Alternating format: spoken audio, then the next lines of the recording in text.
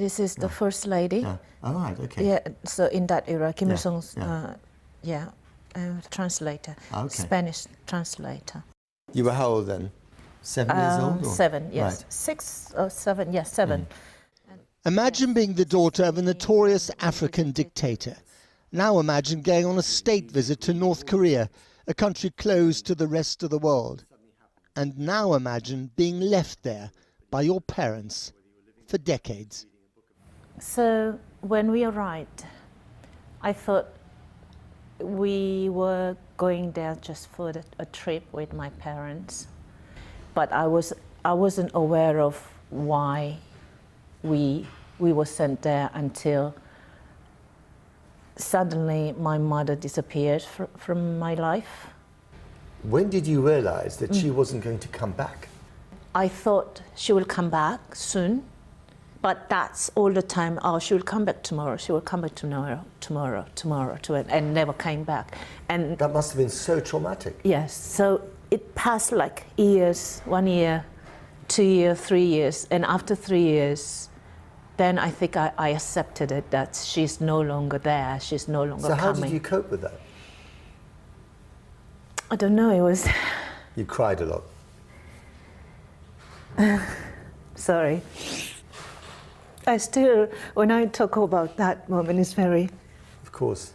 Difficult for me. I'm very sorry. That's okay. Did you hate your mother because she'd left you? I think so. Did you reconcile with her? I couldn't. It must have been so difficult for you.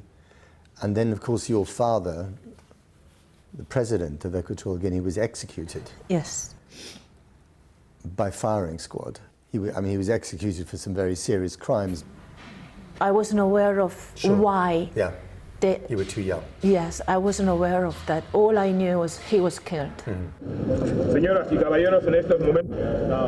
President Francisco Macias was killed in September 1979 after being overthrown by his nephew and current president of Equatorial Guinea, Teodoro Obiang, in a bloody coup d'etat.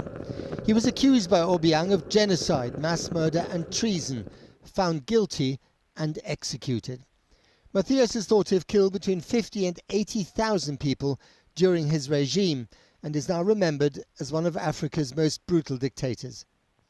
During his dictatorship, Macias established strong ties with another world leader known for his human rights abuses, North Korean Supreme Leader Kim Il-sung, grandfather of the current North Korean leader Kim Jong-un.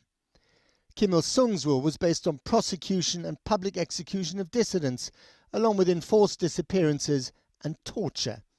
And yet, he took Monica under his protection. Your family history is extraordinary in its own right, but you were taken in, you were kind of nurtured, protected by a government, by a regime that most people in the world think is abhorrent. And Kim Il-sung became almost like a sort of protector and godfather to you, didn't he? Yes. And what was he like? In the beginning, we met him more frequently until he sent us to boarding school. But he always was there over the phone through. Okay.